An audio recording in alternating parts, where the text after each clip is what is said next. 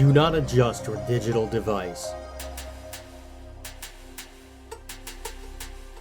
What you are about to see and hear may shock and appall you.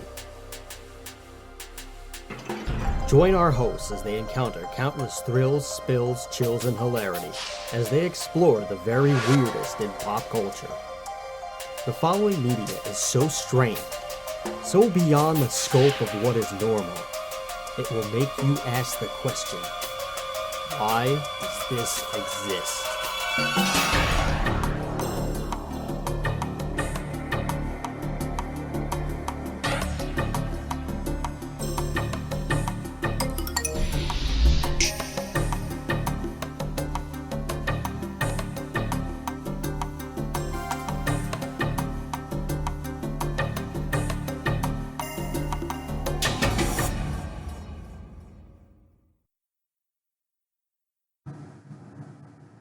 Hello everybody and welcome to another episode of Why Does This Exist? I'm Chris. And I'm Rob.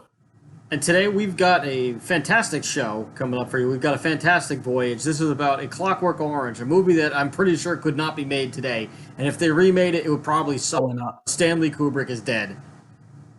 Yeah, it would definitely suck if they remade it. I really hope that they never remake it. I hope it gets buried in a vault and they're like, okay, we're never going to remake Clockwork Orange because it would be awful if they made it today. Well, I mean, all of Stanley Kubrick's stuff is in a vault already, so I'm pretty sure that they would not redo this. Well, I don't know because there's Hollywood is nothing is sacred in Hollywood. No, this is true, but I mean, in addition to that, there's also the weird way that there's also the weird circumstances surrounding Stanley Kubrick's death. So if Hollywood just wanted to ruin him, or just try to tarnish his legacy a little bit after all the Eyes Wide Shut thing, we could probably get into that. Yeah, they might just remake it, but I don't know if I would. I don't think I'd ever watch a Stanley Kubrick remake. I don't think so either, unless it was directed by someone that I don't even know who could possibly fill those shoes as a director. I really don't think anyone could. It'd have to be maybe Scorsese, but Scorsese is a completely different style of directing, so I don't know how it would work.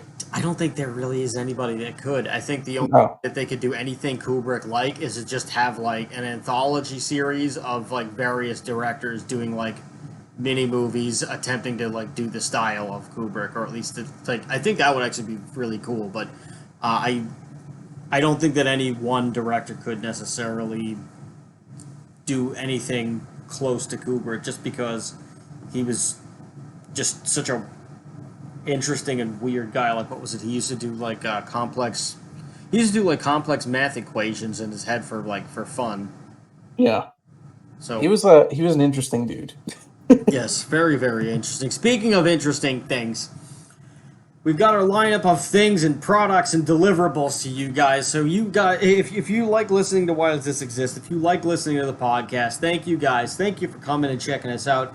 Thanks for coming into our mind home, our mental institution of sorts. If you want to give us some money and help the asylum run itself, then you can do so by heading over to Patreon. That's patreon.com/whydoesthisexist, and we have a bunch of weird little goodies for you. We have some watch-alongs and some listen-alongs of some shows that we've watched, some wrestling matches. We've got a little bit of additional banter, not too much. If you also want to give us some money, we can you can actually book our show essentially, which meaning that you can give us the topic and we're forced to do it no matter how obscure it is within reason. Don't give us anything weird. Don't give us anything too weird, like praise for Adolf Hitler. That we will never do. But well, why would anybody do that? Listen, there's a lot of freaks out there, man. Someone thought that "Hi, oh honey, I'm home" was a good idea, so I'm sure that that's true. I'm sure there's somebody out there that does that anyway. And if there isn't, and I put the idea in their head, then well, sorry. Sorry, humanity. Anyway, before my foot goes further into my mouth, where I'm choking on my kneecap, You can also let us know about things on whydoesthisexistshow@gmail.com. So if you want to let us know how we're doing, if you want to give us a tip about something weird that you found out about that maybe you haven't seen us talk about, give us a ringer over at whydoesthisexistshow@gmail.com. You can also check out all of our episodes and more, including some very cool additional articles that us and the other good people that write for us have put together on at whydoesthisexistpod.com. That's whydoesthisexistpod.com. You can also find us on social media. You can find us on Twitter at WDTEpod, like WYD does T this E exist pod like podcast on Twitter, and you can also find us on Facebook at facebook.com/whydoesthisexistpod. And you can listen to us on a variety of places.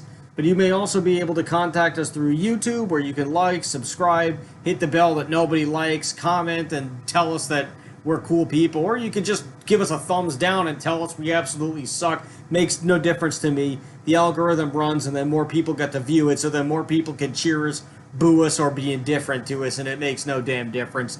You don't know where I live. I'm not telling you where my address is. Neither is Rob. So you can't throw Rotten Tomatoes at us. But you can give us good and or bad ratings. So go right ahead and do that on whatever platforms you can, including Podbean, Apple Podcasts, Google Podcasts, Spotify, Amazon Music, Audible, Pandora, TuneIn, Alexa, iHeartRadio, Player FM, Listen Notes, and Stitcher. That's the news. Here's the weather. You are about to witness the strength of street knowledge. Let's get on with the goddamn show. Clockwork Orange. Yes. Which, so I just thought about this. We just did, it's interesting that we're doing Clockwork Orange this week, because last episode we did Conker's Bad Fur Day, and the intro of that game is literally the intro of a Clockwork Orange. Basically, yes. they just parodied a Clockwork Orange. Yes, it is. I actually did not make this connection in my brain. Yeah, neither did I.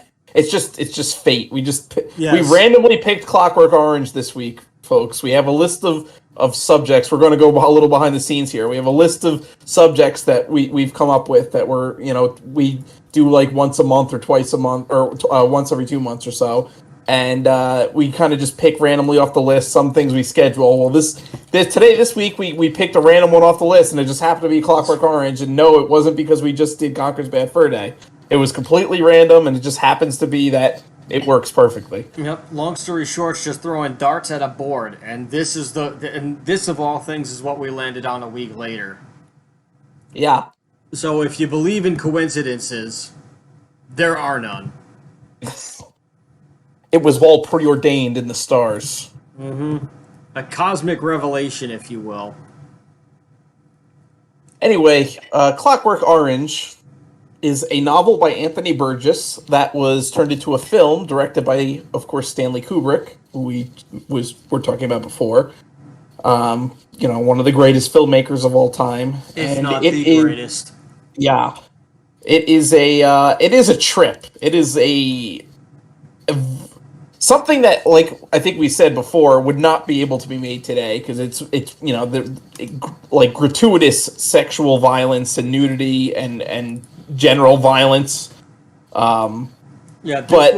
This is something that would evoke the NC-17 rating, which is absolutely never used. It's never been used in general, especially today. You'd really have to push the boundaries today. Yeah. Oh, yeah. I'm surprised this didn't get that rating then. I want to say that Kubrick, there wasn't a cut of it that ended up being NC-17, but I think Kubrick edited it to make it an R instead. I think I've heard that before. I could see that, but I would also be surprised that Kubrick even do that, because he. In the United States, it was given an X rating on its original release. Oh wow. And he replaced approximately 30 seconds of sexually explicit footage from 2 scenes with less explicit action to obtain an R rating in the re-release later in 1972. That's it? Yep. I guess basically the same. I guess 30 seconds was really extreme.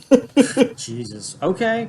I guess that's probably why he like didn't fight it. He was probably like, all right, well, like what's the word? Well, like what do I got to get rid of? And they were probably just like this. And he's like, really? I guarantee you, whatever it was that they got rid of was probably like an afterthought to him, where he was just like, oh, like this is just a bunch of crap that I put together. Really, this is the thing that you have a problem with? All right, it's gone. Right.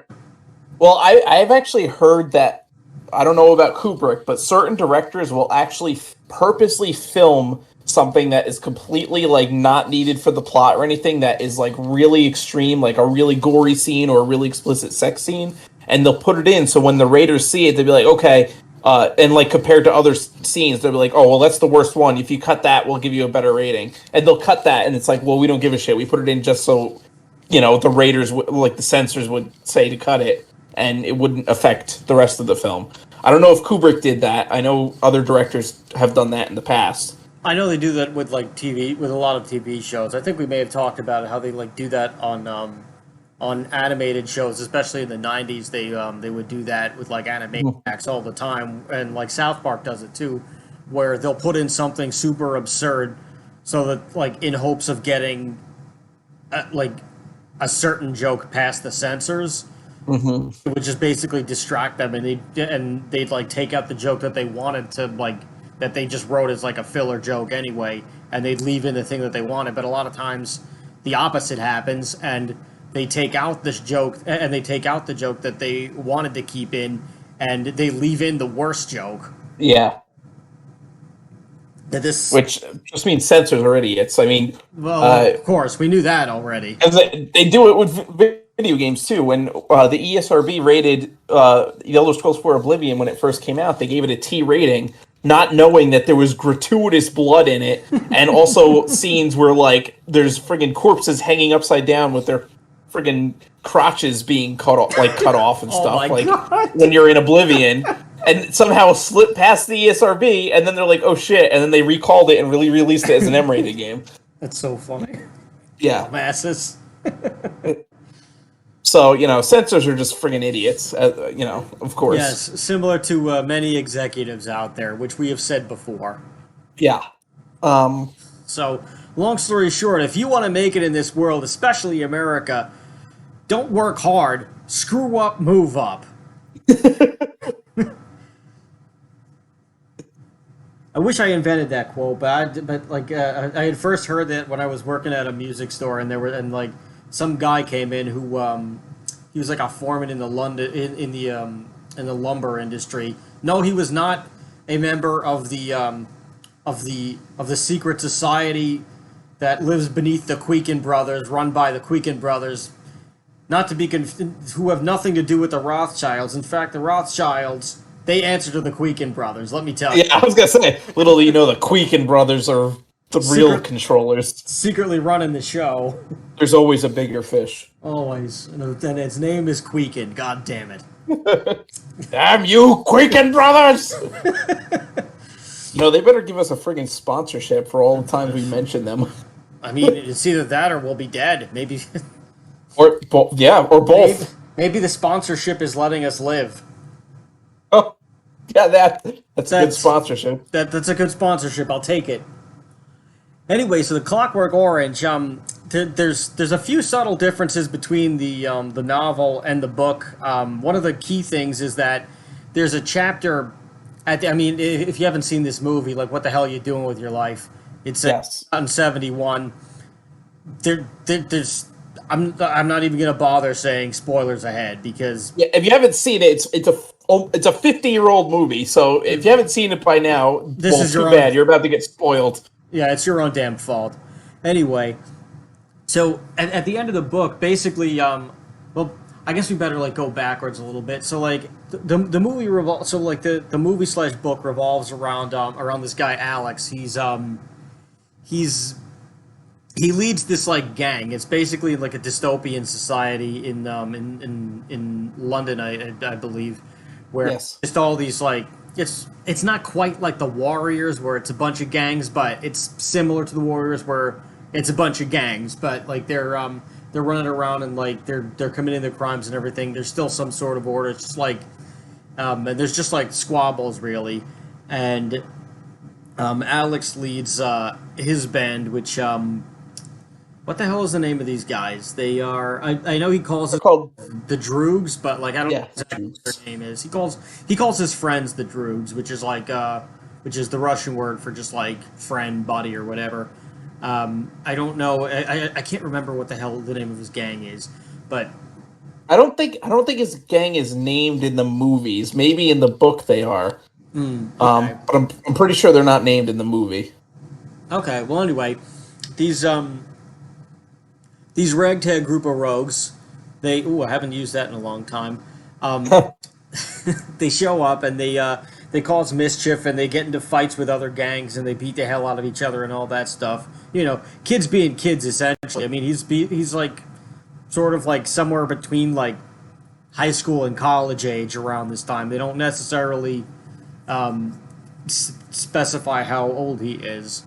I believe he does go to school, or he doesn't actually go to school, but he should be in school at one point. He's a truant. Parents, yes, he's a truant of some kind, and everybody goes on crime sprees, and then one day it gets way too out of hand, where he beats a lady to death with this strange object that she has, this strange sculpture, and there's always Giant penis sculpture. a giant penis sculpture essentially. Um, and he ends up taking the rap, and instead of and they face him with a choice, which is similar to something I'm reading right now. This book called The Psychopath Test. It's by John Ronson. He wrote The Men Who Stare at Goats and a bunch of other movies. Okay.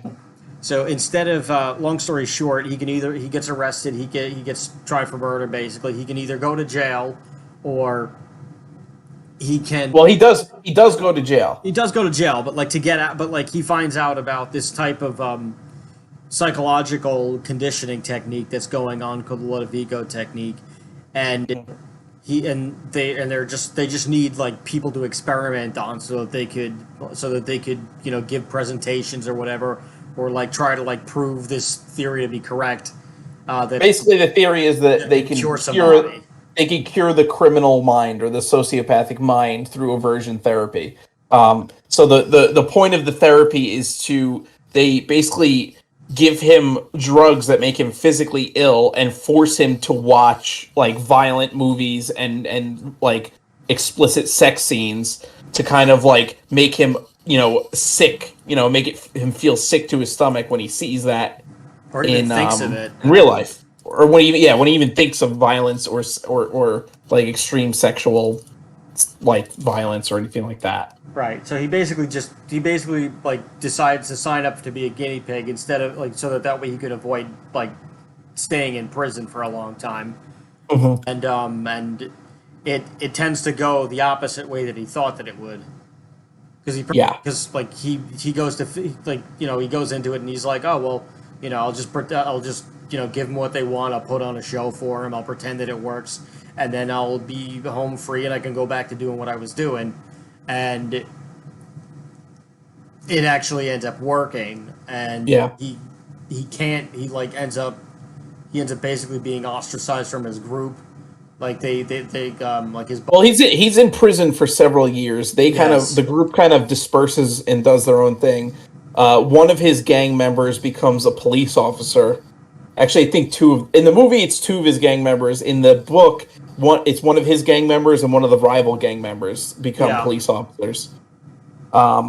So basically, he gets released from prison now. Like basically anything that kind of like any kind of violence or sex scenes make him physically like basically cripples him, makes him physically sick that he can't even move. He like is vomiting and just like becomes like a mess. And they just throw him back out into the world. His parents have rented his room, so he's homeless. And he ends up running into like this old homeless guy that he had like him and his gang had beaten up while they were still out and free when they were doing their gang member shit. And the homeless guy recognizes him and gets like a bunch of his homeless friends and they beat the crap out of him. And then two cops come to rescue him, and the two cops that come to rescue him are his old gang members that now hate him because he like would abuse them. So they take him to the like outside of the town and beat the crap out of him, and then just dump him out in the countryside. And then he stumbles across this house where we actually forgot to mention was one of the important scenes is early in the movie when before he commits the murder that gets him put in prison. Alex and his gang go out and they steal a car and they drive out to this countryside. You know, the English countryside. They find this house. They break in. It's an author and his wife that live there, and they're kind of just like in this like house out in the country. Oh yes, that's right. Yeah, and they basically beat the crap out of the author, and they rape his wife. Yeah, they rape his wife. And this guy is the author. Years later, who's So years later, he stumbles. Right, he stumbles into the house, and they wore masks when they attacked him. So first, the author doesn't recognize who he is. Right, and it's just like, oh my god, I can't believe it. The cops around here are awful. They beat people up all the time and they dump them out here. Let me help you. And he hears that, like, the author is kind of against this technique, this what is it, the Ludovico? Yeah, he's like an activist speaking out against it, and he's like, oh, you're going to be like the perfect example of like why this is a bad thing, and how it's like destroying people and stuff.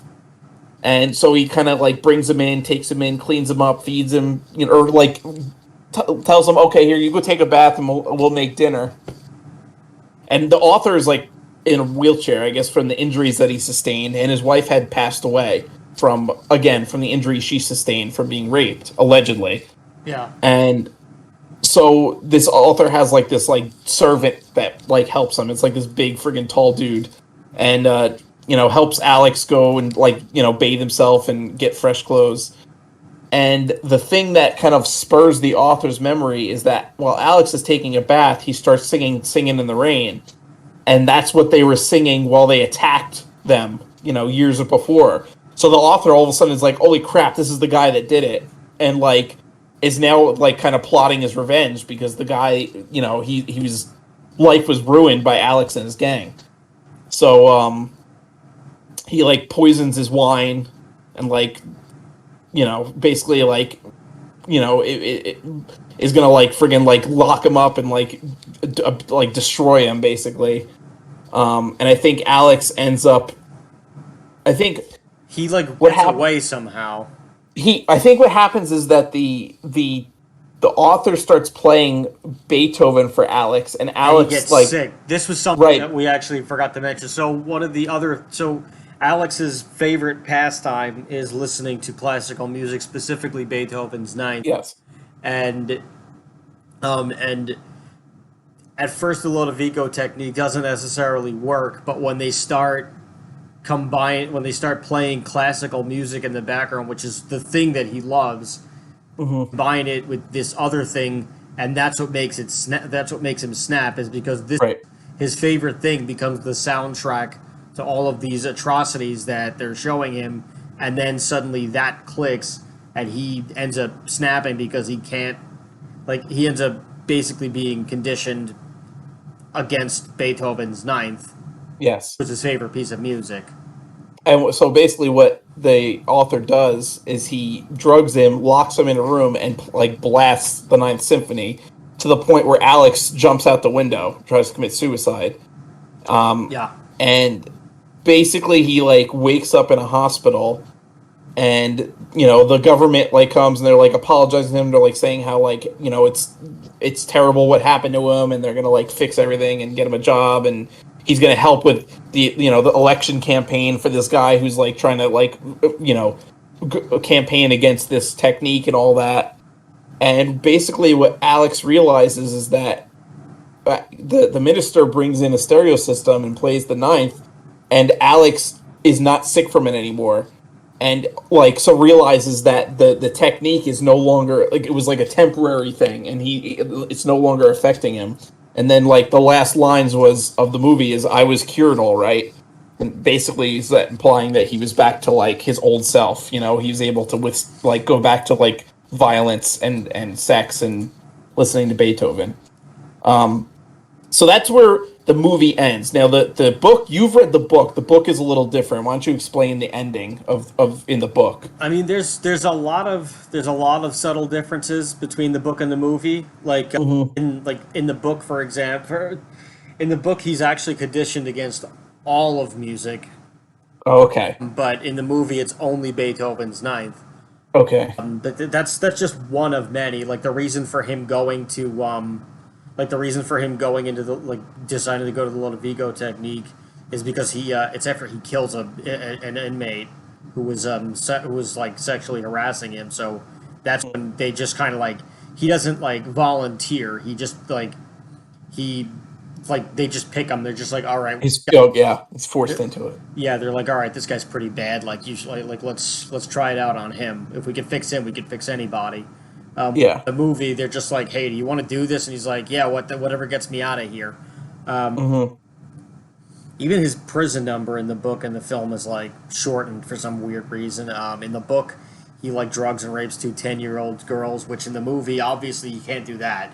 There are even some borders that even the great Stanley Kubrick would not cross, and for Yeah. reason. But in the So in the movie, he doesn't drug them. in the movie he just has a threesome with like these girls who are about the same age as him. Yeah, and he picks them up. He's not like, oh, get in my car or I'll kill you or I'll drug you or something. He just like, he just happens to be them. he's like in the record store or something, and he's just like Yes. with them, and then they like go back to his place. Mm-hmm. It was the 70s. I've heard that that happened pretty often.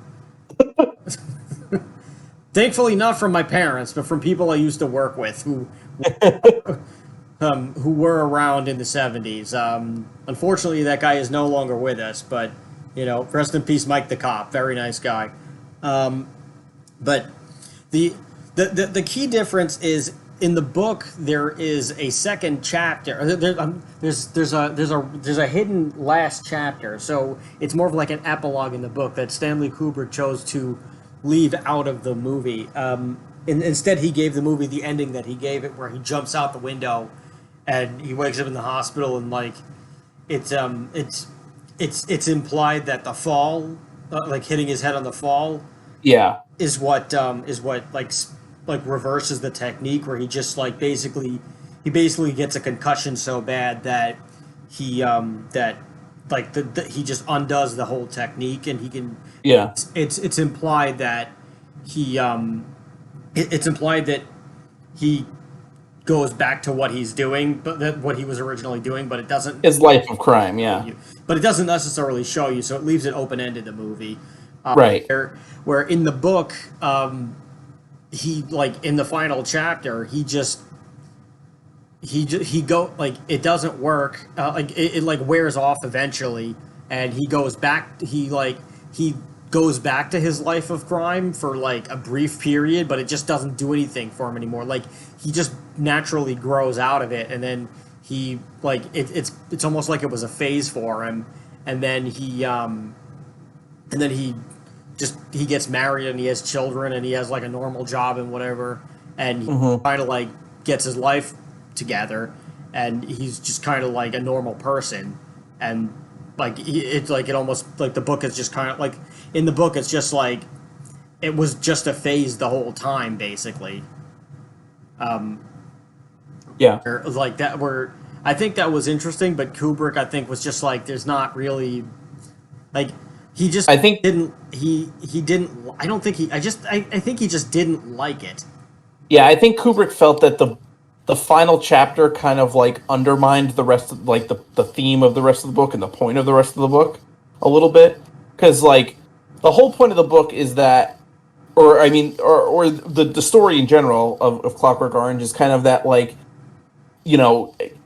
it's the thought of like can like violence and sociopathy and stuff like that, these tendencies be cured through conditioning, and like I guess you could say it's the fact that he like the conditioning doesn't work in the end and he wants to go back, I think is more accurate than saying, oh, he just grows out of it eventually, like because it's well known in the psychology world that at least as of right now there is no cure for sociopathy or psychopathy. If you're a sociopath, you can't be cured. In fact, talk therapy often strengthens a sociopath because they can work on their con while they're, in talk therapy.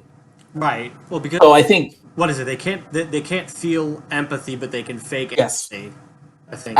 yes, yeah, that's the sociopath is they can't feel empathy, but they can fake it, and that's why like talking to a therapist will help strengthen that, and that's why they can't be cured. So I could see why that like Kubrick kind of wanted to cut out the ending of the book because it was a little like undermining to like think to the rest of the story where it was just a phase and he grows out of it. Like, okay, that's great, but Yeah, because it's kind of like it's a non-ending.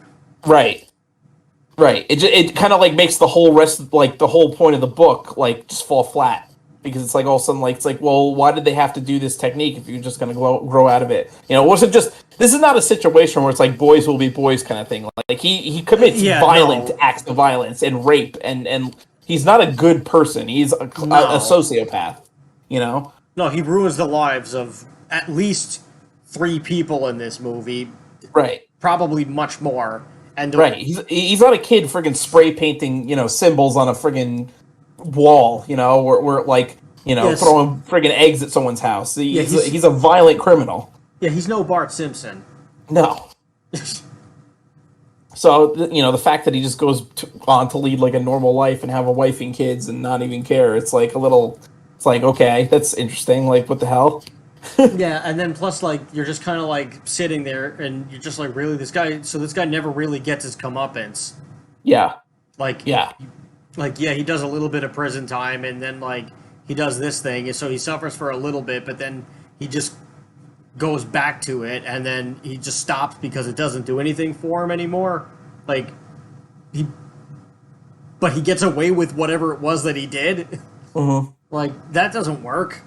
Yeah, it's a little weird, and which is it's an interesting because generally movies that are based on books, like the book is always better than the movie. But I think in this case, I think this is like one of the rare cases where the book actually makes more sense and is better than, or I mean, the movie makes more sense and is better than the book. I would say this, and I mean, I guess I haven't seen every Stanley Kubrick movie, but the other one based on a book is The Shining, which personally, I'm just not a Stephen King fan. I've tried to read Stephen King books, and they're just too goddamn long. Like, it's too wordy, and there's just too many unnecessary tangents that his books run off on. And like The Shining, like Stanley Kubrick's The Shining is, in my opinion, much better, and I think many people would agree with me, is much better than Stephen King's novel. Even though Stephen King personally will never agree with me on that. Of course. The point where Stephen King, he hated the movie so much that he, I forgot what company he worked with, but they did a multi-part made-for-TV movie that he directed that was 5 square. And it was really bad, wasn't it? Yeah, it was terrible. Yeah. He was trying to portray all of the elements that that he felt that the book was really about, which I guess, well, not he felt, he wrote the damn thing. Whatever the book is really about, which he felt that Stanley Kubrick circumvented it and focused more on the haunted hotel element of it and more of just what's really going on in Jack's head in that movie, and isolation and everything, where Stephen King felt that the book was really about alcoholism, and which it is, but he felt Stanley Kubrick kind of downplayed it, which I guess he did because it's we don't really it's hinted at throughout the movie that Jack's an alcoholic, but it's not it's not necessarily that explicit. He's not he's only looking to get a drink at one point in the movie. He doesn't he keeps going back to the bar because it's haunted and the spirits are allowing him to think that it's a bar so that they can corrupt him, where where he's not necessarily going because he's an alcoholic. He's going because it's something social, something somewhat normal, other than being isolated in the middle of nowhere in a hotel, So So like yeah, you could say that there's a little bit in there, but it's not. It's very lightly hinted on, and like Stephen King really hated that.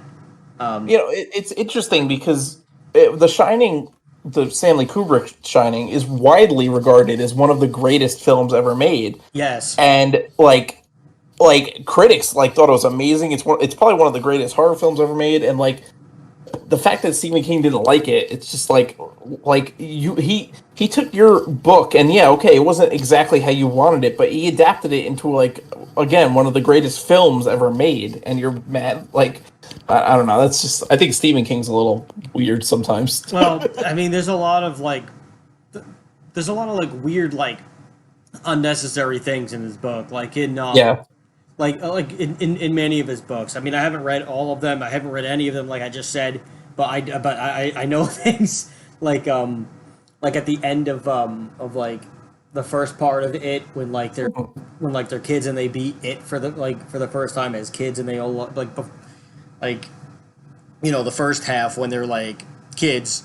In the movies, they do like their like blood oath where they like cut open their hands and they like high five or whatever, or they do their thing. Where like, yeah, where like in the book they all have sex with Bev, yeah, and it's like they're like 10 years old. Like what the hell is yeah. this? It's very bizarre. Like sometimes, It just kind of happens out of nowhere, and it's just like why? Like, did this really have to be in the book? Like, I'm pretty sure that Stephen King's editor like was just like going through it and was probably like, no, what the hell is this? We can't have it in that book. This is terrible. And then Stephen King was probably like, no, we have to put it in here. It's essential to the plot. And they're like, they can't do anything else. yeah. And he's probably like, no, they have to all have sex with the one girl in the book as 10-year-olds. And the editor was probably like, you're sure? There's nothing else. Like anything in the universe that it could be. This has to be it. Yes. Why? It's important to the plot. Why is it important to the plot? I need an answer, Steve.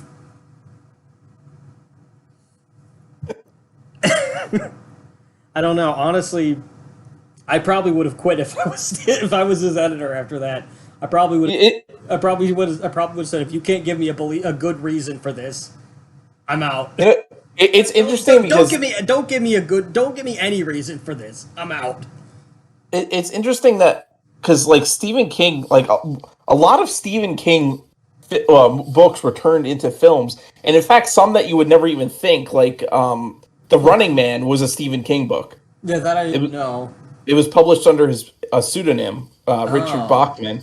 Huh. I actually like that book. I actually like that movie. It's pretty, but Yeah, it's not a great movie, but but it's like pretty cool.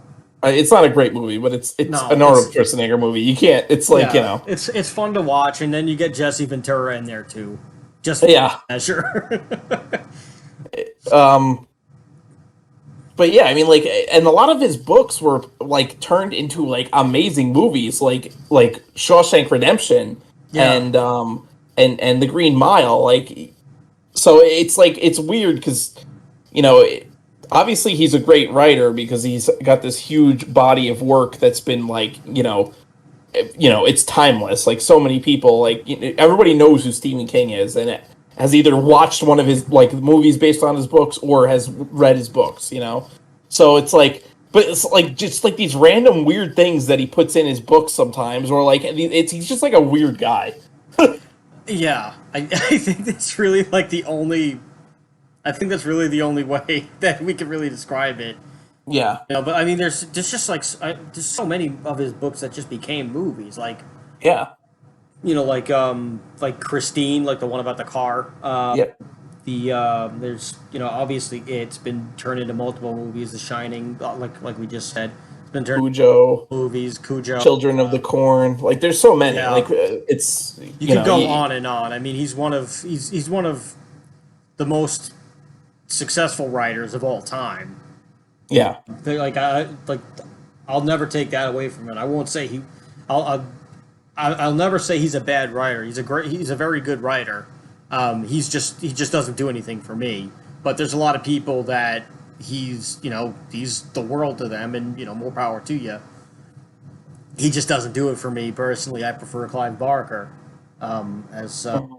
as as a horror writer. He's Clive Barker is my favorite because of how descriptive he is, and it's very terrifying. And like he also he flirts very much with like eroticism.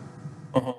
Like he told, like I mean, Hellraiser very much. You know, that's what the Cinebats are all about. It's like towing the fine line between pain and pleasure, um, and just pushing both of them to both of those elements to their limits.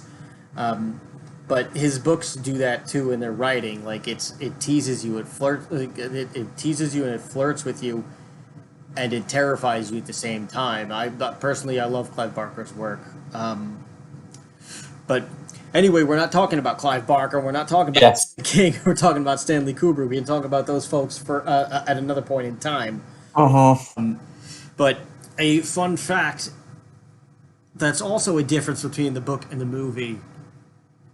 Um, Alex doing singing in the rain when he's assaulting this poor man and his wife, Mhm. singing it again later in the bathtub. None of that is in the book. That was actually ad-libbed by Malcolm McDowell because he just felt that the rape scene by itself was just. He was like, "There's just it's too. It's just." His words were, "It was too stiff. Like it was just too. It was just too dark, and it was like there wasn't anything like." It was just too cut and dry, really. Like it was just he goes in, he does this terrible thing, and then he leaves. Where he felt that for him singing it, like it expresses more of it adds another layer to the character where it's like he's really like in the book it's implied that he's enjoying this, but in the movie you like he's really enjoying this. Yeah. Like this stuff is his thing, and like also in the movie, like when you're watching him do it, like as he's like casually singing and everything, it's just you've also like it starts to sink in where it's like this is probably not the first time he's done something like this. So Yeah. I think that was a really great. I thought that was a really great choice by Malcolm McDowell. Yeah, well, it's an interesting thing too with the movie is that so every or Stanley Kubrick uses this thing a lot called the Kubrick Stare, where Yeah. basically when his character in his movies are at like the peak of their like insanity and like the where they're in Full Metal Jacket when Gomer Pyle is like in the bathroom, and he's like Mm-hmm. about to kill uh, the drill instructor. He's like, it's that where he's looking directly at the camera with his head down, eyes up, kind of like this evil stare. Well, Clockwork Orange, and this is in multiple Kubrick films. Like, It's also it's Jack yeah Torrance does it too, like right. in The Shining. This movie starts with Alex doing that, so he is literally at the peak of his insanity in the first scene of the movie. We see him at the peak of his insanity, I actually never basically. noticed that. Yeah. So this is like, it really shows that Alex is a disturbed person. He's not like he's basically irredeemable. So I guess, the aversion therapy thing to try to fix him, it's interesting because this is someone who's like literally unfixable. He is like the ultimate evil, basically. Has no remorse for his actions. He's a total sociopath. Yeah. Um, Yeah, and like there isn't really any like there's nothing that you would think would lead to it in his life. right. Like when like the little glimpses that we see of his family life and everything, he's just like a normal middle class kid. Yeah. Like this is just like long story short, he's like some senator's son. I mean, not in the book, but I mean like in reality, this would be like a senator's kid or you know what? Let me just leave it as senator. Yeah, he's like, lives a fairly normal home life, but like, and the thing is that his parents are clueless as to what is going on because Right. he has a social worker who's trying to like kind of get him on the straight and narrow named Mr. Deltoid. And Mr. Deltoid meets with his mother and is like, "Did you know that he hasn't been in school all week?" And the mother's like, "Well, he's been sick.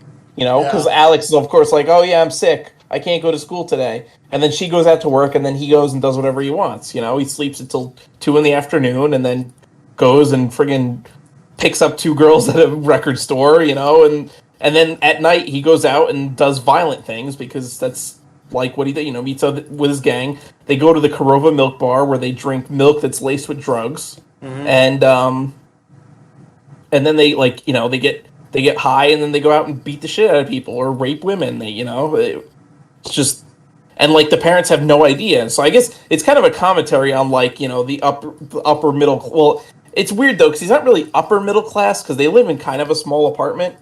But I guess he's like it's a commentary on like the middle class parents that like really have no clue what their kids are doing because they're working all day long. They don't know if the kids are even going to school. It's Right. They interesting. just assume that their child is okay, and then, Right. like I mean, this has happened far too often. This happens with with like we've seen it in almost every school shooting where Hmm. parents are like, "Oh, I had no idea that this was going on. I had no idea Right. the kid was into this. Oh, I had no idea." And then you always ask, "Well, where were the parents?" And the parents were just Oh, we had no idea. yeah, they didn't know, or like they either legitimately didn't know, or they couldn't tell anybody, or whatever the case may be. I think it boils down to ignorance because like if you're Yeah, I not like was just gonna monitoring say what your that. kid is doing, it's just Yeah, it's like it's you what clearly happens. have. Yeah, it's just like you clearly have no relationship with your child. So, what'd you think was going to happen? Yeah. And it's interesting because generally you think of like the social worker as the one that's trying to like Mr. Deltoid, maybe he's like kind of like a inspiring character. Oh, he's trying to inspire Alex to do good, but he's just as No, bad. He's a scumbag yeah, too. he's a dick. Yeah. And when Alex is in the police station after he killed the woman, like Mr. Deltoid comes in and basically gloats. He's like, "Oh, see, I told you this is what would happen." And then he spits in Alex's face. Yeah.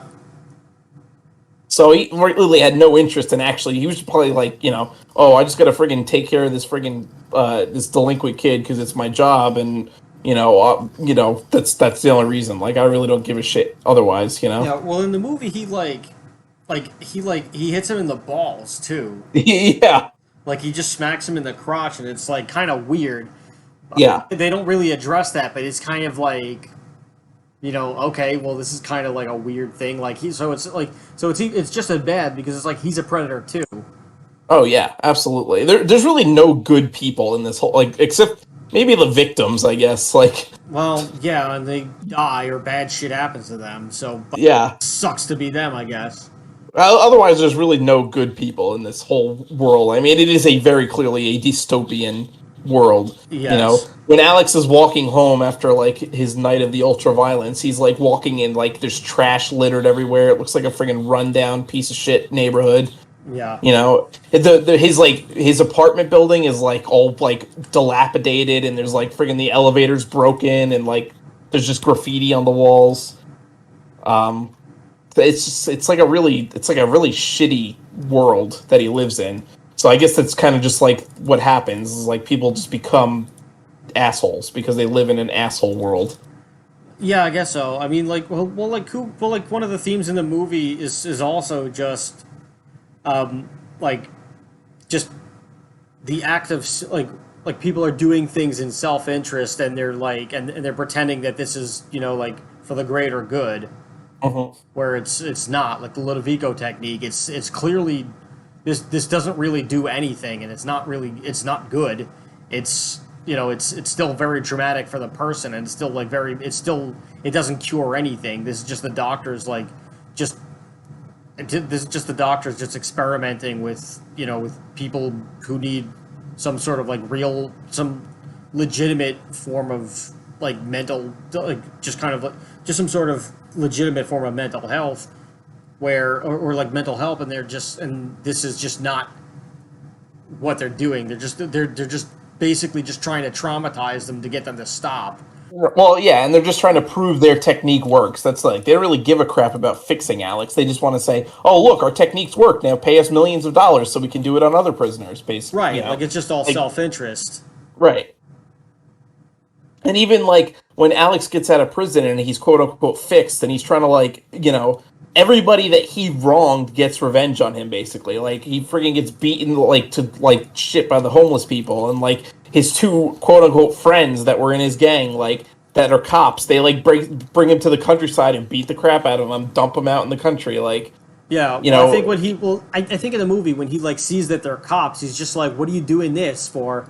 And they're like, it's this well, and like his friends, they're just like, I mean, it's the same. Like we're doing the same thing. It's just this is yeah, us living. So they're just basically like, yeah, we found like a loophole so that we could still be degenerates, but like now people like us.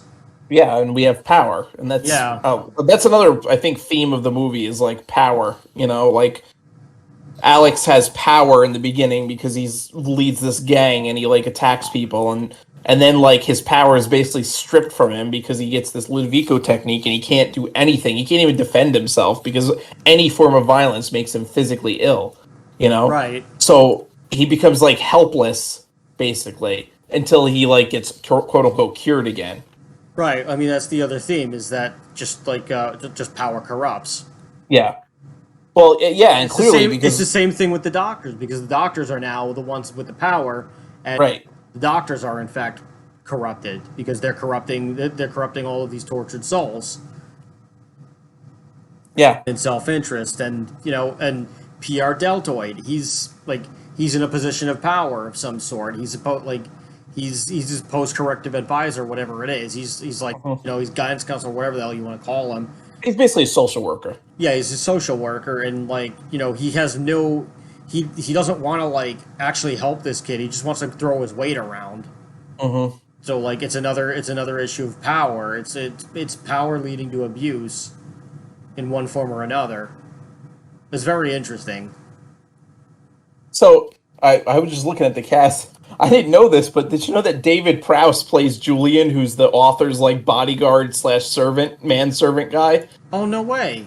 Yeah, I didn't know that. So Darth Vader himself is in this movie. Wow, yeah. For those of you who don't know, David Prowse, may rest in peace, is the man who was in the Darth Vader costume in the original Star Wars movies. Yes. Who sadly was basically uncredited in Star Wars. He took a back seat to James Earl James Earl Jones. Yeah. because he had recorded all of the Darth Vader lines. He had done all the Darth Vader lines. He had memorized everything, and there was just something about the British accent that they just did not like, or they just felt that he could be more menacing, and that's where they brought James Earl Jones in. So James Earl Jones he ended up inadvertently getting all the glory and all the credit because like because just the George Lucas and I guess the rest of the Star Wars crew. What the hell is the guy's name? Ivan. I want to say Ivan Reitman, but I'm not sure if that's right. No, Ivan Reitman did Ghostbusters. That's right. What the hell is the guy's name?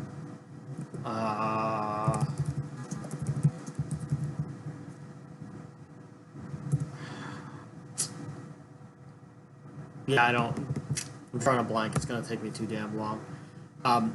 Anyway, so like long story short, they replaced his voice and they just they didn't even have the courtesy to tell David Prowse. Mhm. He didn't know until he found out until he watched the movie and he was like, "What the hell happened?" Mhm. And then they had to do that awkward thing where I thought you told him. No, I didn't tell him. I thought you told him. Oh well, yeah, we replaced your voice. Was it Gary Kurtz, producer? Possibly. Yeah. So But David Prowse is in this movie, which I did not know. That's interesting and funny. yeah, I didn't know that either. That's really interesting. It's pretty funny. Which it makes sense because the bodyguard guy is like friggin' like huge. He's like almost 7 foot tall. It looks like Yeah. he's like towers over the old man and Alex basically. He like carries Alex to the bath. So That's just too funny. Huh. Yeah, I did not know that, but I mean, the movie between like Kubrick and Malcolm McDowell, there's like those those two could not have possibly. They had to have both been involved in this movie. No, but Oh yeah. like that combination, any other combination, I don't think really would have worked. So like really bring the badness. Like Yeah, Malcolm McDowell was great, and he was a very young actor. I think he was only 22 when this movie came out. yeah, Um, so he, this was like one of his. I think it was his first major role, um, and he really did a great job. Like he like it was great. Okay, no, I'm saying he was born in 43, so I think he was 20. He was in his 20s when this movie came out. So, but this is like one of his first major roles. yeah, And you can't imagine anybody else in the role. He portrayed Alex. Like when you think of Alex, that's Malcolm McDowell. Like he yeah, had that character down. Um, and perfectly. Like he was just. I mean, I think the casting in general was really good. Like the guy who plays PR Deltoid, Aubrey Morris. Like he's just like really good at playing the sleazy like slime bag dude. The guy who plays the prison guard in the beginning, like it's just perfect. Like everybody was perfectly cast for their roles. yeah.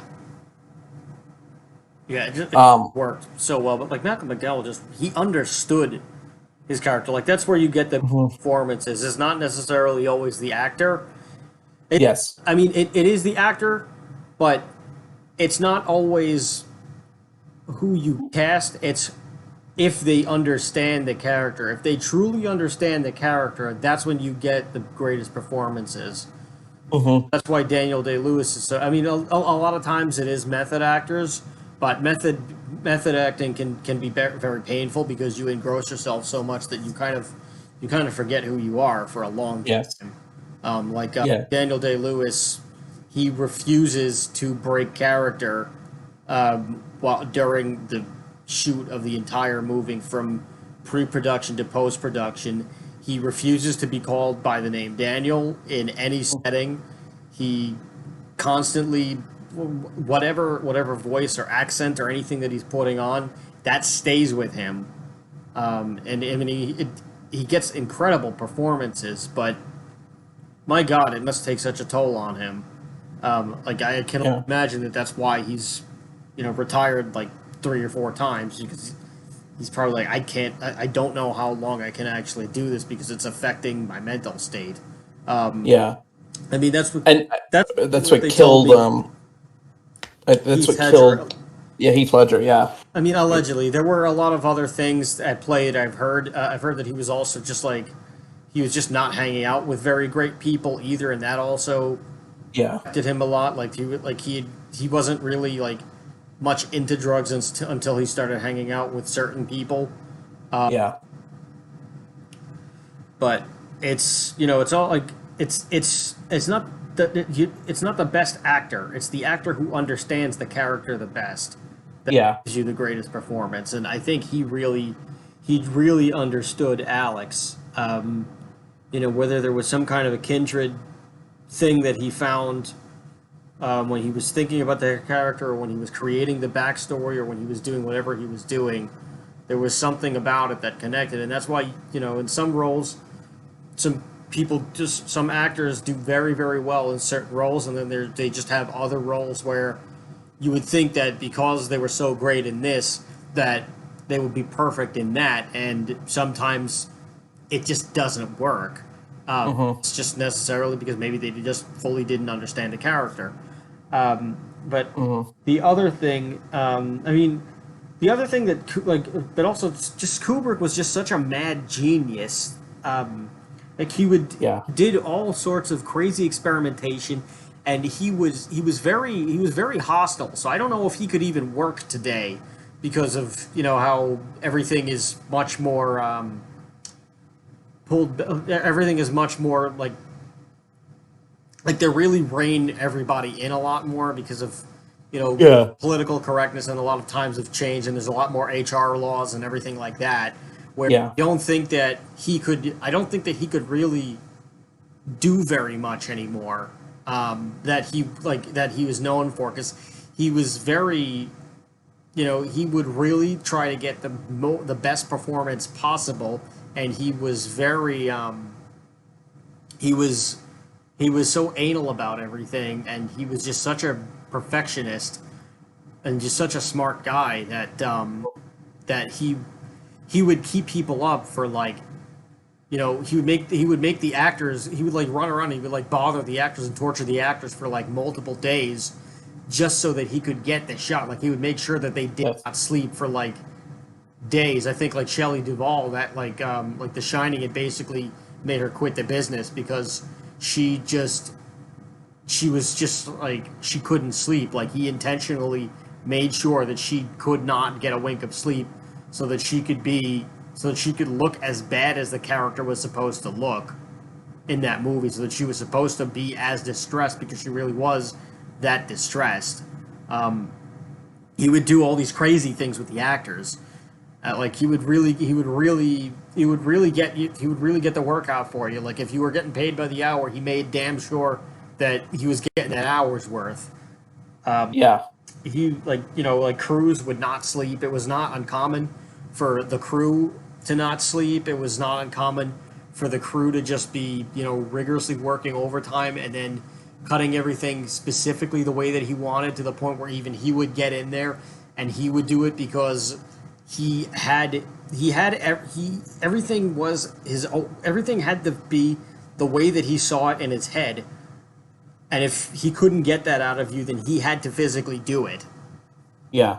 He was I don't know if I don't know if he had like autism or anything like that, but I mean it's plausible, or he could have had some condition that made him like that. But he was also just so brilliant and like such a crazy perfectionist that he needed to do what he did in order to get the best everything. And he was the best director of all time.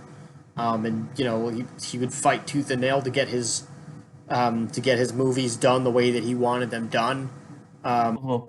He would he would try to make sure that everything was in there as much as possible. Like he would just he this would happen so often that he had it written into his contract that the studio could not tamper with his movies, Yeah. which that never happened. Well, and that's good because I think if they had, we wouldn't have gotten the I masterpiece. It's like, there's really not a terrible or a bad Stanley Kubrick movie. Like people have problems with like a lot of people think that Full Metal Jacket, like the last half, when they're in Vietnam, is not as good as the first half, but it's still a good war movie. You Yeah. know, um, and people have different opinions on like Eyes Wide Shut and stuff like that, but there's really not a bad Kubrick movie. No. And well, I mean, there's an interesting thing about Eyes Wide Shut, because I mean, I don't know if there's any truth to this or not. It's plausible, but Mhm. supposedly Eyes Wide Shut is the movie that got Stanley Kubrick killed, which I don't which I guess could tie into a segment that I'd like to bring up. But a fun fact about Eyes Wide Shut: I was actually supposed to be an extra in that movie. I know that this is a crazy like thing, and but I think I've mentioned this on the podcast. My mom was in the PTA when I was in elementary school, and one of the dads that were on the PTA, I think his name was Larry Fisk, something like that. He was not the kingpin and or related to him. He was just Jewish guy who had kids. He was like a talent agent or something like that, and like every once in a while, he'd need extras, or like he knew like of some, like because his kids, he tried to like get his kids in on it too, and his kids did like some things here and there. For a while. I don't. I think they just did it until they were teenagers, and then like they just kind of were like, yeah, we don't really want to do this anymore, Dad. And he was like, oh, okay. I guess I don't know what the hell happened to them.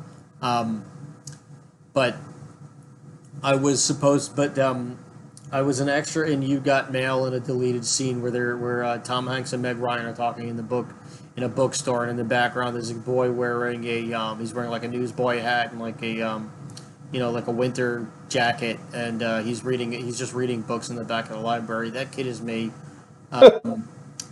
Yeah, my mom like shook hands with like Tom Hanks, and she said he was very nice. She didn't That's cool. she didn't have a full blown conversation with him, but she was just but he was just a nice guy. Yeah. I honestly didn't even know that they were like shooting a movie. I didn't really care who what was going on. I just wanted to read. Yeah. They just told me, "Oh, you get to read books," and I was like, "Really? Cool." And I was like, "Which book can I read?" And they were like, "Any book." And I was like, "Okay." So I was just reading a ghost story book for probably That's cool. an hour. That's pretty awesome. Yeah, and I just remember at the end, I guess like one of the PAs or whatever, they were like, "Oh, okay, we're finished. You can put the book down now." And I was like, "I'm not done with the story." I was like, "You can wait." I don't remember if they let me I don't remember if they let me like read the book or like finish reading the book or not, or if they let me keep it. I have no freaking idea. I don't remember. I was maybe like 7 or 8. My brother and sister were in one of them was in the first episode. I think my sister was in the first episode of Sex in the City. She was an extra during like the baby, the bridal shower, the baby shower, whatever the hell it was. I don't know. I never watched Sex in the City, so I really couldn't tell you. Yeah, me too. And my little brother was supposed to be in there too, but he was like maybe 6 months old, and they wanted a baby, like another baby for it, but. You can't really direct a baby, so he just wasn't going to sit still. Like, he just kept, like, crawling back to my mom offset, and he just kept ruining the shot. So they were like, all right, we can't use this baby. And I think Kim Cattrall ended up, like, just, like, playing with him. So, like, that's kind of interesting. But I was supposed to be in Eyes Wide Shut. We were supposed to go to. They were filming it on Chelsea Piers. I don't remember the exact pier. I think it was like Lot 9 or Pier 9. I don't really remember. But we were supposed to be over there, and I think I had a math test. And I mean, this is the part where the people who listen to the show. Oh yeah, of course you had a math test. How convenient, Chris. Listen, I was like 9 years old. I didn't exactly have a say in this. But yeah, I was supposed to be in there, and it just didn't happen for whatever reason. Because I remember my mom was like flipping out. She was like, "Oh my God, he's going to be in a movie with Tom Cruise," and my dad's like, "Yeah, really? What if you have to get shot?" And he made me like act out getting shot, and I was like, "I don't think this is going to happen, but okay."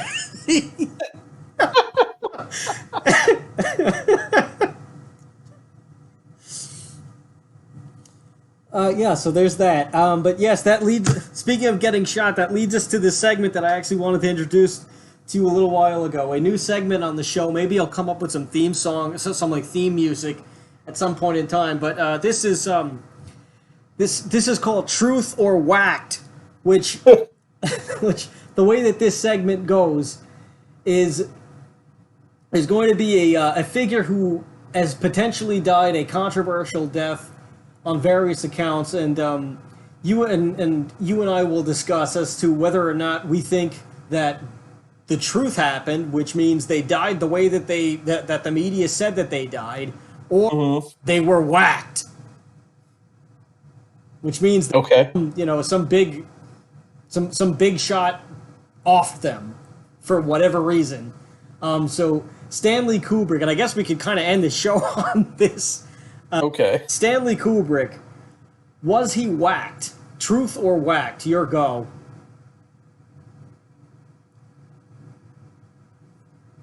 What's like? Oh, you knew this. I thought you knew the circumstance. No, I didn't know the story of his death. So what's the theory of his death? Okay. I'm glad you asked. Let's ask Wikipedia, because that's trustworthy. On March 7th, 1999, 6 days after screening a final cut of Eyes Wide Shut for his family in the stars, Kubrick died in his sleep at the age of 70, suffering a heart attack. His funeral was held 5 days later at Chidwickbury Manor, with only close friends and family in attendance, totaling about 100 people. The media were kept a mile away outside the entrance gate. Alexander Walker, who attended the funeral, described it as a family farewell, almost like an English picnic, with cellists, clarinetists, and singers providing song and music for many of his favorite classical compositions. That's lovely. Kaddish, the Jewish prayer typically said by mourners and in other contexts, was recited. A few of his obituaries mentioned his Jewish background. I imagine they would. Among those who gave eulogies were Terry Semmel, Jan Harlan, Steven Spielberg, Nicole Kidman, Wow. Tom Cruise. He was buried next to his favorite tree on the estate. That sounds like a way I'd like to go.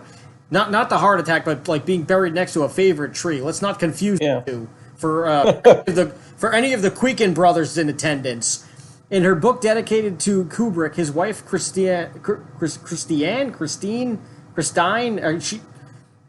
her name's spelled funny, included one of his favorite quotations of Oscar Wilde: "The tragedy of old age is not that one is old, but that one is young." I don't totally get that, but okay. So that's the circumstances surrounding his death. Do I need to recite the conspiracy theory before or after you whether or not they were whacked? Well, let's talk about the conspiracy theory because Right, yeah, I have not heard this. Okay, I guess that's a fair context because you can't really say one or the other unless you know. Right, because from what I can see, it looks like he just died from a heart attack. Which could be just a coincidence. So I want to know let's hear the facts behind the conspiracy theory, or non-facts. Well, non-facts. Well, the language up for debate, the circumstances up for debate, is, you remember that thing I told you about where he had the contract that he could not do that the studio couldn't touch or edit his movies. Okay, so if you don't know what Eyes Wide Shut is, Eyes Wide Shut, it's basically Illuminati the movie. Tom Cruise, Nicole Kidman, who I think Nicole Kidman, like her dad was like a big somebody. There's rumors that he may have been part of that. I don't necessarily know if that's true. I mean, it's a strange world, but I think a lot of this is people reaching for straws. But that's my opinion. So he had went to the so Eyes Wide Shut was, I think the cut was very, very long. Was like, much longer than the theatrical release was.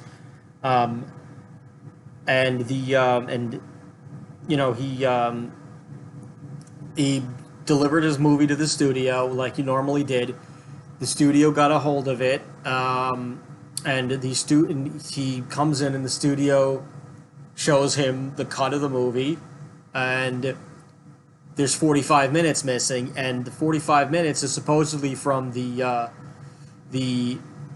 cult party that they go to in Eyes Wide Shut, which is very strange and mysterious. It's in the big mansion, and a lot of people interpret that to be like a Rothschild's mansion Illuminati party. Right. All of the elite are behind the hoods, and like you don't really know who anyone is because they're all very, very powerful people there, and they're doing all of these strange rituals, and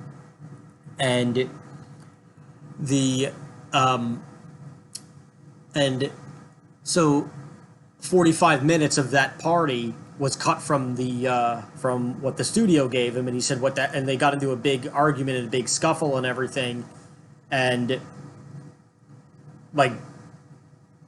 no one really knows what happened, but there was an argument and there was a big dispute over like what was going to happen to this movie, where they were like, well, you can't release it, so like you either have to release this or we just won't release the movie.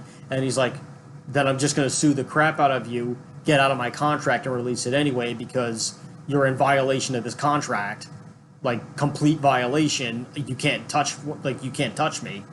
And like, the story goes, there was a scuffle, we don't know what happened, and the studio basically went, oh yeah, and like somebody had poisoned him, or they had, I don't know if they like gave him cyanide or something, and like the forensics weren't good, or like, because Richard Kuklinski, who was the serial killer known as the Iceman, or more of like the mafia hitman known as the Iceman. Yeah. He a lot of things that he would do is he would use like his signature was putting cyanide in people's food or their drink because it would look like a heart attack. And forensics were not that good at the time, and the forensics actually, a lot of the forensics experts and the chemical experts, they actually got better, and there was a lot, and like a lot of the modern things that you could see in all of the detections that they have, a lot of that, and a lot of the things that they test for, that has a lot to do with Richard Kuklinski, because they weren't even looking for cyanide, and that's why he was able to get away with it for so long. Where they say maybe it was cyanide or maybe it was something else or whatever it was, but they either, like they did something to him where 6 days after he had a heart attack, or like, and that's the conspiracy theory. What do you think? Truth or whacked? Stanley Kubrick. I'm going to say his death was truth, only because if he was poisoned, it would have happened instantaneously, not 6 days later. If he was poisoned, I think the theory. The theory of him being whacked makes a lot of assumptions with very little evidence. Yes. And so I think that is why, like, if there was more, like, for example, I'll use another truth or whacked example that we could do later on, like the Eazy-E case. There's evidence that Eazy-E, like, is well known.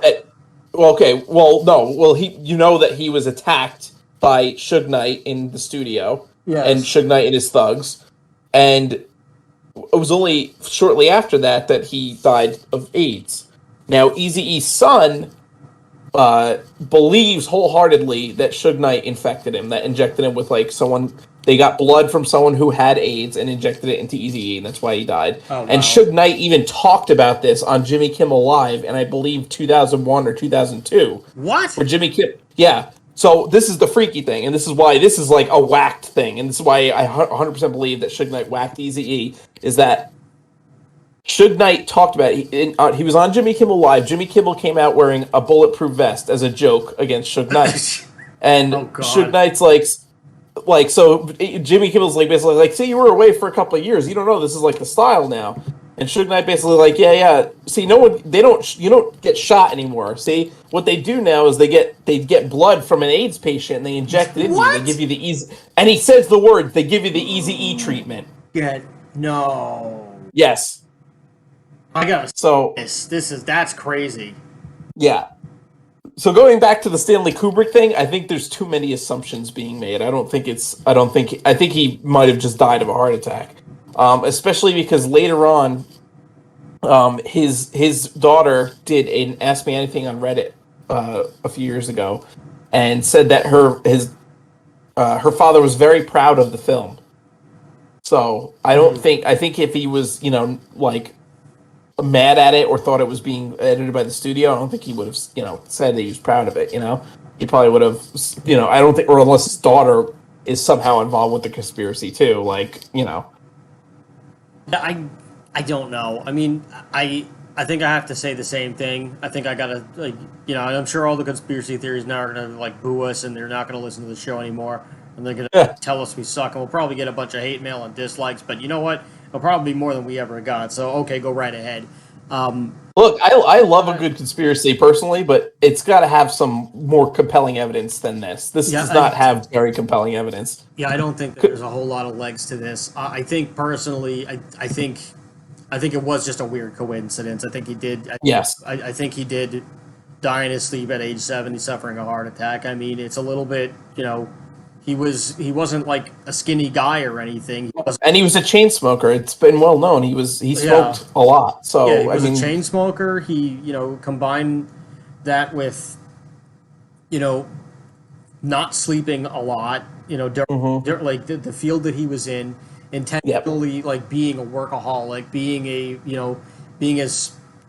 like just really, like, burning the candle at both ends whenever he's doing what he's doing, where, like, people are afraid to work with him, but they also know that it's going to be the best work that they ever do in their career. So, like, like, this is going to suck, but I got to take this job.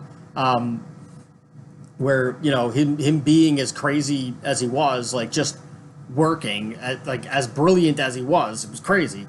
And being a chain smoker, being, overweight, all those things, it's amazing that he even made it to 70. Yeah.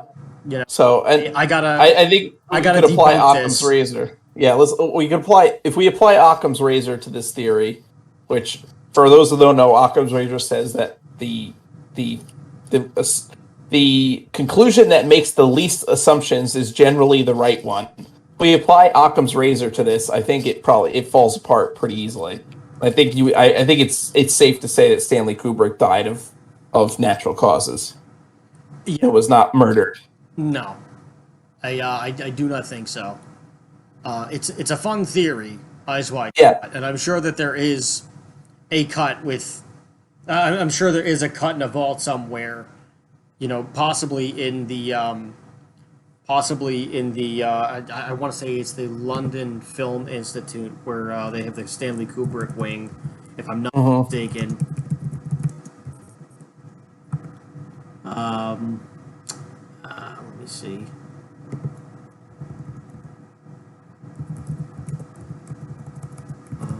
London. And there's been other movies that have more, more conspiracy-esque themes with like secret societies and all that kind of stuff. So that go deeper into it. I mean, like there's literally a movie of what is it? The University the Da Vinci Code. Yeah, like it's at the London College of it's at the London College of the Arts, I believe. Okay. Yeah, but like but a movie like the Da Vinci Code. London College of the Communication. That's where it is. It's held by the University of the Arts of London in their Archives and Special Collections Center in the College of Communications. Yeah, so maybe maybe there's a thing in there of that. But I don't know what they could possibly put in it. So this is the thing about movies is that people suspend their disbelief and they're like, okay, the theory it's a movie. Yeah, the theory is that there was more to all of the rituals and all of the party things where like it hit too close to home or it like revealed too much. So they had to cut it because it exposed everything, which again, there's not too like maybe it did, maybe it didn't. There's not really enough weight to really hold that.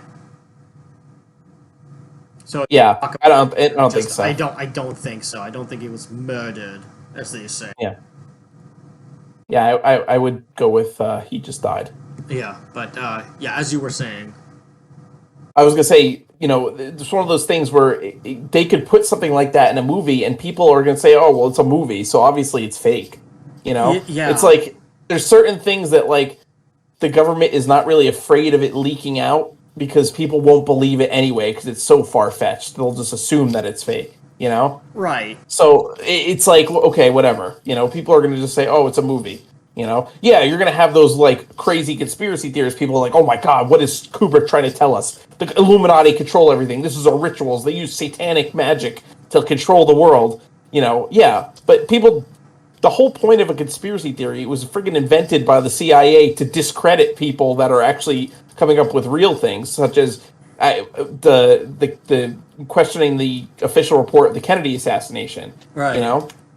When you have all these wacko conspiracy theories going around, all of a sudden things that seem plausible, like Kennedy, a conspiracy that murdered Kennedy, all of a sudden it gets lumped in with Stanley Kubrick was murdered for releasing Eyes Wide Shut. It's just it gets all jumbled up, and then people just don't believe anything. So yeah, it's just it's fun to talk about. It's fun to like shoot the breeze about, but I don't necessarily think that there's any real weight to it. Yeah, I don't have anything else to add to the movie to Clockwork Orange, to any of this. I mean, I could go on and on about Stanley Kubrick for a long time. If you're going to be in Queens, New York, and you're going to end up going to the Museum of the Moving Image, I think you should. I think you should check it out for a limited time, because they have a 2001: A Space Odyssey exhibit that is actually very, very cool. They even have like the monkey costume, which is kind of neat. That was played by the mime was in. That's pretty cool. Yeah, they have a lot of really neat things in there. They have like a floating baby. They have like they have they even have the bathroom instructions. Huh. Yeah, it's quite a kick. That is pretty cool. Yeah, but you should definitely check that out. And they also have a lot of cool they have like some cool they have a cool Jim Henson exhibit, and they have a bunch of other very very very interesting cinematic things. And I don't know if they still do, but when we went a couple of weeks ago, they also had a small Simpsons exhibit where it had a bunch of original animation cells and original Wow. drawings from like Matt Groening, and also they had some from when they got their more modern look. By I don't remember the guy's name, but Kolaski Kachupo, which a lot of people know from from like the Nicktoons of the '90s, and that animation style. They actually helped with the the more modern direction of the Simpsons artwork, and they had a hand in refining and doing some of the animation, which I actually didn't know. But there's a lot of things in there. They even had some slides from the Tracy Ullman show when the Simpsons were characters on it. So it was very cool. It's a cool place if you can go, and if you can't, then sorry. I'm sure there's something nice wherever you are. If you're in London, just go to the Institute and you get all the Stanley Kubrick you could possibly imagine. I have nothing else to add to this podcast, and we've been Neither do I. nearly an hour and a half, and I think this is a good one. I could Yeah. talk more about Stanley Kubrick, but we might have to do this for other Stanley Kubrick movies. Yeah, I think we will probably end up doing more Stanley Kubrick in the future. We talked about doing Doctor Strangelove. I think Full Metal Jacket could be one. We could So, continue yeah. The Shining. There's many things that we could. Yeah. There's many things that we could do. Yeah. Alrighty. So thank you guys for checking out checking out our podcast and checking out Why Does This Exist. It's thanks again for just like following us. We've been doing this for more than half the year already. I hope that you guys are having as much fun as we are. Clockwork Orange will be coming to 4K, Blu-ray, and digital this September, by the way, on September 21st, with some extra bonus stuff and things like that.